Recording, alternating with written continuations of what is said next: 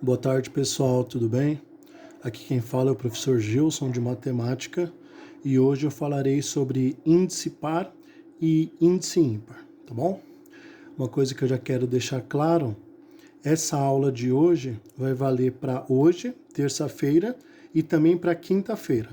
Então eu vou postar essa aula hoje, na terça, e na quinta eu vou só relembrar vocês e vou postar o link novamente, tudo bem? Mas a aula de hoje, esses exemplos que eu vou mostrar, os exercícios que vocês vão fazer hoje e quinta-feira, com a aula de hoje vocês conseguem.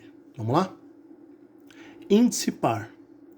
Se o índice n for um número natural par, o radicando A não pode ser menor que zero, pois não existe número racional que, elevado ao quadrado ou a qualquer outro expoente par, tenha como resultado um número racional negativo.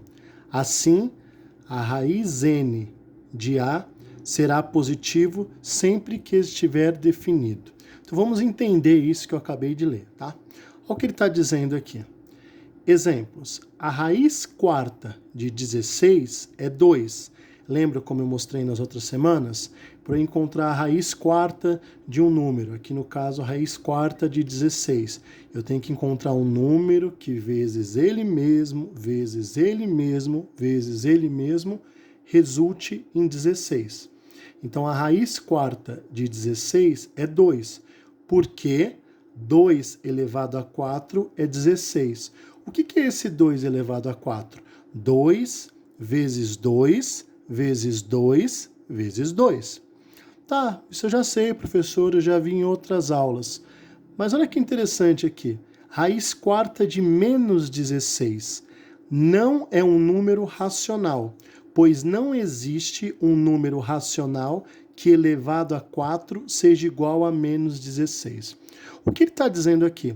Pessoal, quando eu tiver que calcular a raiz de algum número, e essa raiz, esse índice for par, que é o tema da nossa aula de hoje, o número que está dentro da raiz, ele não pode ser negativo. Toda vez que eu tiver que calcular a raiz quadrada, raiz quarta, raiz sexta, raiz oitava, raiz de um índice par, que é o nosso tema de hoje, o número que estiver dentro da raiz não pode ser negativo. Por quê? Se ele for negativo, ele não terá resposta. Não é um número racional, pois não existe um número racional que elevado a 4 seja igual a menos 16. Não existe nenhum número racional que elevado a um expoente par dê negativo. Agora vamos entender por que isso acontece? Professor, por que isso acontece? Então vamos entender. Vamos pegar, por exemplo, o menos 3. Menos 3 elevado a 2. Vamos ver o que acontece? Quando eu pego um número negativo e elevo ele a uma potência, tá? A um índice, a uma potência par, o que acontece? Menos 3 que multiplica menos 3.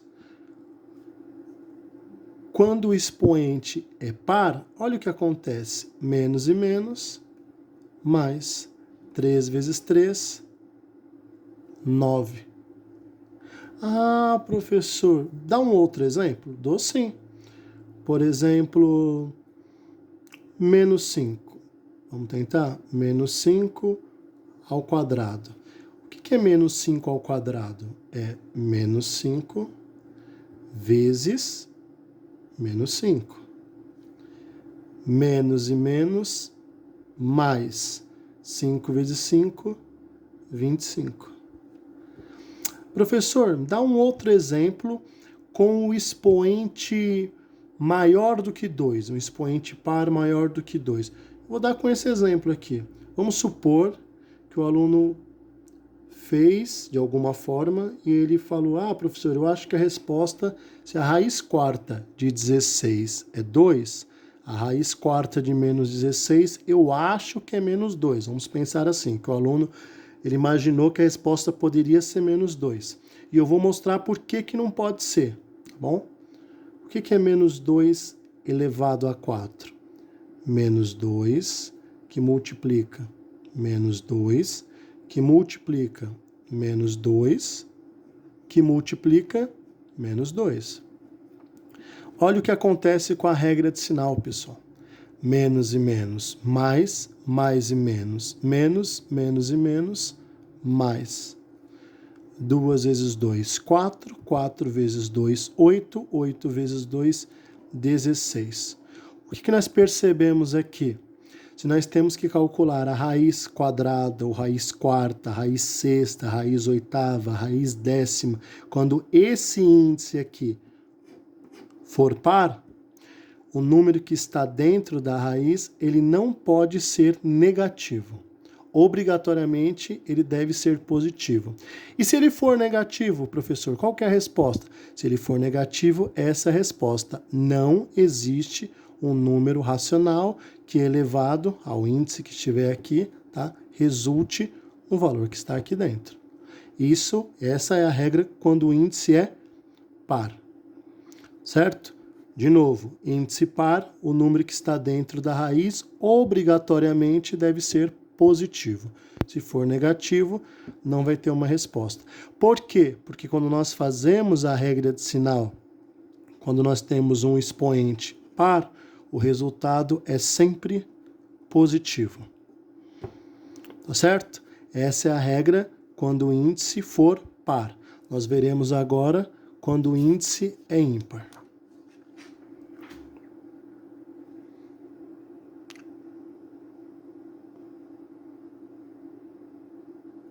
Enquadrando aqui para ficar melhor. Aqui. Tá. Índice ímpar. Se o índice n for um número natural ímpar, o radicando A pode ser menor que zero, pois o número racional negativo elevado a um expoente ímpar, n, tem como resultado um número racional negativo.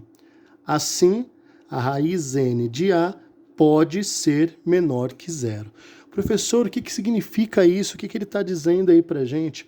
Pessoal, ele está dizendo o seguinte, vamos supor que nós temos que calcular a raiz cúbica de menos 27, certo? Então, nós temos que encontrar um número que vezes ele mesmo dê menos 27. Ah, professor, mas não dá porque, o que nós acabamos de ver? Nós temos certeza que não vai dar para fazer quando esse índice for par. Agora estamos falando sobre o índice ímpar. Tem que prestar muita atenção, tá? Então, um número que vezes ele mesmo dê 27. Nós já fizemos isso em outras aulas. Lembra que nós fizemos por tentativa e erro? Isso. E chegamos no número 3. 3 vezes 3 vezes 3 dá 27. Mas aqui no caso é menos 27. Então, qual que vai ser a resposta? Menos 3. Professor, tem como eu provar que essa resposta é menos 3? Tem sim. Menos 3 elevado a 3. Menos 3 elevado a 3 dá menos 27. Professor, você pode desenvolver essa conta? Posso. Menos 3. O que é menos 3 elevado a 3? É menos 3 que multiplica menos 3 que multiplica menos 3. Regra de sinal, menos e menos, mais e menos, menos. 3 vezes 3, 9. 9 vezes 3, 27. Ou seja, menos 27. Nossa, professor, deu certo. Deu certo. Então, recapitulando mais uma vez. Quando esse índice aqui for par, que nós vimos no outro exemplo, o número que está aqui dentro tem que ser positivo. Obrigatoriamente, ele tem que ser positivo. Se esse índice aqui for ímpar, o número que está aqui dentro pode ser positivo ou negativo, certo? Professor, e se fosse a raiz cúbica só do 27, não fosse do menos 27? A resposta seria 3. A raiz cúbica de 27 é 3. A raiz cúbica de menos 27 é menos 3. Olha o outro exemplo que ele dá aqui. Raiz sétima de menos 128. Então, nós temos raiz sétima de menos 128. Professor, o que é a raiz sétima? É um número que vezes ele mesmo, vezes ele mesmo, vezes ele mesmo, vezes ele mesmo, vezes ele mesmo, vezes ele mesmo, tem que dar menos 128. Certo? Nós vimos nas outras aulas a tentativa e erro. Como eu disse, mais para frente nós teremos uma aula específica apenas sobre decomposição em fatores primos, tá? Então aqui nós faríamos por tentativa e erro. Eu até deixei aqui já no caso a resposta, né? Que é menos 2. Nós vamos entender por que a resposta é menos 2. Por que essa resposta é menos 2? Porque menos 2 elevado a 7 é igual a menos 128. Professor, pode desenvolver aqui para a gente? Posso, vou fazer aqui embaixo para ficar melhor.